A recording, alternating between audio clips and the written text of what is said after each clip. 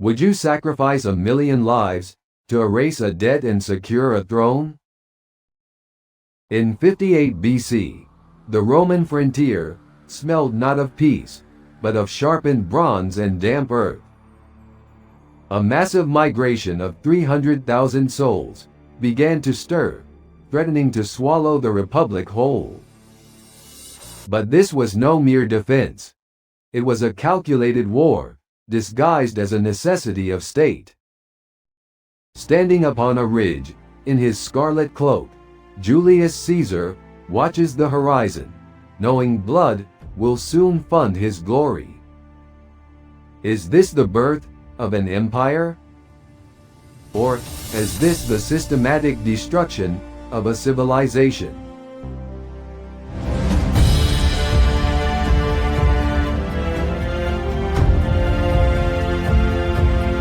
The Gauls, empire of iron and blood. The edge of the world. The year is 58 BCE. The air hanging over the Rhine River is thick with the scent of unwashed wool, pine resin, and the sharp, metallic tang of sharpened iron. To the south lies the civilized world, Rome, the Senate, the cobblestones of the Forum. Beyond the Alps, the land of Gaul stretched as a vast, emerald mystery, a land the Romans viewed with a mixture of ancestral dread and predatory avarice. It was a territory of dense forests, treacherous marshes, and fierce tribal confederations that had once, centuries earlier, sacked Rome itself. In the quiet galleries of the Musée d'Archéologie Nationale, there lies a collection of iron sword blades, bent and twisted into unnatural shapes. These are not casualties of time, but of ritual. Found in the soil of Ribemont-sur-Ancre, these artifacts, deformed by deliberate force, serve as the first physical witnesses to the Gallia Comata, or long-haired Gaul. This was a world of complex tribal networks that existed long before the Latin alphabet claimed its history. Caesar stood upon a rise, his scarlet paludamentum catching the fitful breeze, observing the migration of the Helvetii. Why is he standing here, in this remote northern frontier, instead of Rome? Having finished his term as consul, he sought refuge as the governor and commander of 3 northern provinces, Gallia Narbonensis, Gallia Cisalpina, and Illyricum, on a 5-year mandate to evade judicial prosecution by his political rivals. Gaul was his sanctuary, and his final chance. Unless he achieved military glory here, he would lose everything the moment he returned to Rome. He does not merely see a collection of barbarian tribes. He sees the raw material of empire. As he noted in the opening lines of his Commentary de Bello Gallico, all Gaul is divided into 3 parts. This detachment was a masterpiece of propaganda, designed to present brutal expansionism as defensive necessity. But the catalyst for this epic-defining conflict is not a Roman invasion. It is a desperate migration. From the mountain valleys of what we now know as Switzerland, the earth shakes under the feet of hundreds of thousands. The Helvetii, a tribal confederation squeezed by Germanic pressures, have made the fateful decision to burn their villages, 12 towns and 400 hamlets, to commit themselves to a mass exodus. In his own extensive records, the Commentary de Bello Gallico, Caesar describes a chaotic human tide of 368,000 people threatening Roman stability. However, modern historiography pauses here. While Caesar paints a picture of an existential military threat to justify intervention, demographic analysis suggests a different reality. Moving nearly 400,000 people through the narrow passes of the Jura Mountains would have created a vulnerable column stretching for dozens of miles. Modern estimates place the number closer to 110,000 or 150,000. Yet, to Caesar, the numbers mattered less than the pretext. When Helvetian envoys arrive asking for peaceful passage, Caesar stalls. He uses the time to order an engineering feat that sets the tone for the entire war: the construction of a massive line of fortifications stretching 19 miles, approximately 28 kilometers, along the banks of the Rhine. This wall is not merely a barrier, it is a statement. As he tells the envoys, "Morum et exemplum populi Romani," it is not the custom of the Roman people to permit armed bands to march. The war begins not with a battle, but with a shovel. The machinery of conquest. The Roman war machine springs into action with devastating speed, celeritas. The culmination of this initial campaign is the Battle of Bibracte. It is a chaotic, bloody affair, where Roman discipline clashes with Gallic desperation. As the summer sun beats down on the hills, the Roman line holds, their shields locking into a wall of wood and leather. At the Battle of Bibracte, the dream of Helvetian resettlement was drowned in blood. The air was heavy, with the scent of wood smoke and the rhythmic thud of the dolabra. The pilum, the heavy Roman javelin, rained down upon massed Gallic shields, bending upon impact and rendering protection useless. The aftermath is sobering. In the silent camps of the defeated Helvetii, Roman centurions discover census records written in Greek characters. These tablets tell a grim tale. The list confirms 368,000 individuals began the journey, of whom 92,000 were men capable of bearing arms. By the time Caesar is finished, scarcely 110,000 return home. Blood begets blood. No sooner has the smoke cleared than a new threat emerges from the east: the Suebi, led by the imposing chieftain Ariovistus. Though the Senate had previously titled him friend of the Roman people, pragmatism outweighs diplomacy. They meet on a knoll in the Alsace plain. Ariovistus, tall and haughty, sneers at the proconsul. "This part of Gaul is my province, just as that other part is yours." The ensuing battle is a chaotic fury. The Germans form a phalanx, a dense mass of shields. In a display of manic courage, Roman legionaries leap onto the enemy shields, tearing them down with their bare hands to stab from above. The German line breaks, driving the forces back across the Rhine. Rome is now the arbiter of Gallic affairs. By 57 BCE, Caesar turns his eyes north to the Belgae, the bravest of all Gauls. This assessment proves dangerously accurate at the Battle of the Sabis.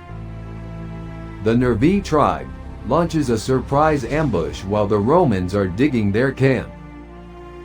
There is no time to don helmets or uncover shields. In the swirling dust, the 12th Legion begins to crumble.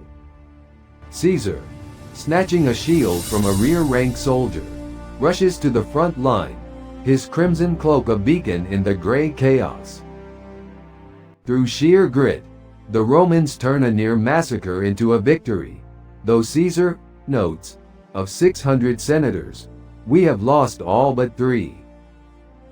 Caesar deliberately chose the word senators, a calculated silent threat aimed at his rivals in the Roman Senate. He sought to boast that he had not merely defeated a tribe, but had systematically decapitated an entire civilization by erasing its 600 leaders in a single stroke. Bridges over the abyss. The war shifts from the dense forests to the open sea in 56 BCE. The Veneti, a seafaring people of Armorica, challenged Rome with a fleet of heavy, flat-bottomed oak ships built to withstand Atlantic swells. The Roman galleys, designed for the Mediterranean, struggled against Atlantic swells and the spray of the Gray Sea. But Roman ingenuity counters Gallic naval superiority. Engineers fashioned falsas, long poles with sharp hooks. As the fleets clash in Quiberon Bay, the Romans use these hooks to slice the rigging of the Veneti ships. The leather sails collapse, leaving the heavy vessels dead in the water. Once the sails fell, the legions boarded them like floating fortresses, turning a naval disadvantage into a slaughter. Caesar's ambition knows no natural borders. To demonstrate that Roman arms can reach anywhere, he undertakes two audacious expeditions between 55 and 54 BCE. Arriving at the Rhine, he refuses to cross by boat. Instead, in a mere 10 days, his engineers drive timber piles into the rushing riverbed, constructing a stable trestle bridge. This structure was a monument of psychological power. The Germanic tribes retreated into the woods at the mere sight of it. He marches his legions across, stands on Germanic soil for 18 days burning villages, and then dismantles the bridge. The message is clear. Nature itself cannot protect Rome's enemies. He then looks to the misty island of Britain, leading two expeditions. Warriors drive chariots into the surf, their bodies painted for war. Although Caesar crosses the Thames, violent winter storms wreck his fleet, and brewing revolts back in Gaul force a hasty withdrawal. Britain remains touched, but not grasped. The scorched earth. The shadow grew darker in 54 BC. Hubris met its match at Aduatuca. The Eber ones, led by the cunning Ambiorix, lured the 14th Legion into a narrow valley and annihilated them. The Roman aura of invincibility began to flicker. By 52 BCE, the embers of resentment fanned into a roaring fire. The disparate tribes realized their rivalries were the chains Caesar used to bind them. A charismatic Arvernian nobleman named Vercingetorix succeeds where others failed. He unites the tribes. "I did not undertake this war for my own needs," Vercingetorix told his council, "but for the sake of common liberty." Understanding he cannot defeat Rome in open battle, he adopts a scorched earth strategy. "We must destroy our own plenty to destroy their hunger," he commands. The sky over Gaul turns black with the smoke of burning villages. At Avaricum, the horror of war reaches its zenith. After a grueling 27-day siege, the Romans stormed the walls. Frustrated and hungry, they slaughter 40,000 men, women, and children. No one is spared. Vercingetorix retaliates at Gergovia, dealing Caesar a rare, stinging tactical defeat. The steep slopes were slick with Roman blood as 46 centurions, the backbone of the army, fell. The hunter had become the hunted. The aura of Roman invincibility cracks. But the climax of the war will not be fought in the open field. It will be fought around the hill fort of Alesia. The climax occurred at the hill town of Alesia. Vercingetorix retreated into the fort with 80,000 men. Caesar responded with an act of engineering so colossal it defied imagination. He built a circumvallation an 11-mile-long inner wall of trenches and towers. Upon hearing a relief force of 250,000 was coming, he built a second, 14-mile-long outer wall, the Contravallation. The Romans were now trapped in a doughnut of fortifications, a thin crust of steel, between two massive forces. The starvation inside Alesia became unbearable. The Mandubi tribe, women and children, were expelled into the no-man's land between the walls to save food. Neither side would feed them. They were left to die of hunger, in the sight of both armies, their desperate cries filling the air thick with the stench of decay. The Romans become the besieged besiegers. Caught between the starving defenders and a relief army of 250,000 Gauls, the fighting is desperate. The noise is deafening, the roar of the Carnax war horns and the screams of the dying. At the critical moment, Caesar dons his scarlet cloak and leads a cavalry charge that breaks the spirit of the relief force. The Roman defensive works, filled with lilies, hidden pits with sharpened stakes, became a slaughterhouse. While Caesar claimed he faced 250,000 Gauls, modern demographers analyzing the agricultural capacity suggest numbers closer to 157,000. Regardless of the count, the archaeological excavations funded by Napoleon III in the 1860s at Alesia-Saint-Reine is undisputed. Buried beneath 2 millennia of sediment lie the lilies, pits with sharpened stakes, and twisted Roman pila. The earth still bears the scars of the trenches, lead sling bullets, and broken gladi. When the relief force broke, the fate of Gaul was sealed. The next morning, Vercingetorix, clad in his finest armor, rode out of the gates. He circled Caesar's tribunal, then dismounted, and threw his sword at the Romans' feet. It was a gesture of ultimate submission. The legacy of iron. The war lingered at Uselwodunum, where Caesar severed the fort's water supply. The mopping up operations continue into 51 BCE, culminating in the siege of Uselwodunum. As the dust settled, the human cost was revealed. Caesar entered Gaul, a bankrupt politician. He left it the wealthiest man in the world, having sold over 1 million Gallic slaves. The peace of Rome had arrived, but as the critic Calgacus would later remark, they make a desert and call it peace. The conquest is complete, but the verdict of history remains divided. Caesar's own text frames the conflict as a defensive necessity. Yet, voices in the Senate, like Cato the Younger, argue these were illegal acts of private aggression. Plutarch claims 1 million Gauls were killed, and another 1 million enslaved. While modern archaeology suggests these numbers may be inflated, the trauma was absolute. The tribal aristocracy was decimated, and the distinct Celtic identity was subsumed into a Gallo-Roman culture.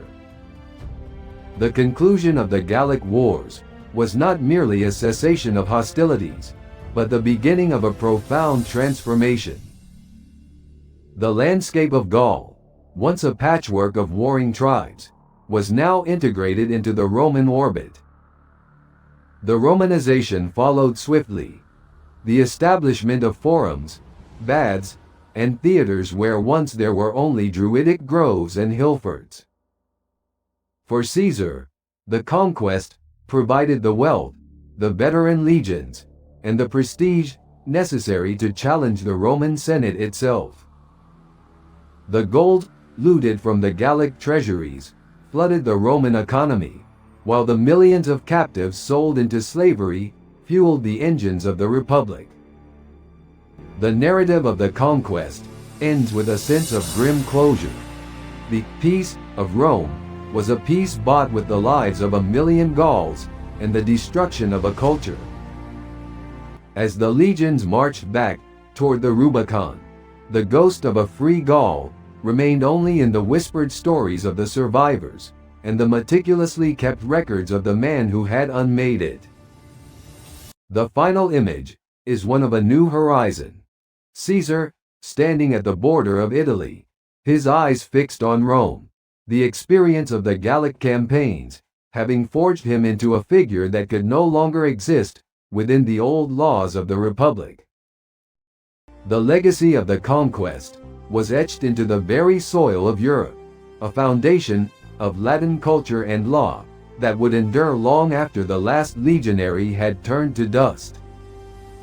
The scrolls of the commentaries remain as the primary testament to this era, a narrative of blood and stone that continues to echo through the halls of history, reminding the world of the day the Mediterranean came to the north and stayed. This vast document of human ambition and suffering stands as a monument to a pivotal moment where the ancient world pivoted on its axis, leaving Gaul forever changed and Rome on the precipice of its imperial destiny.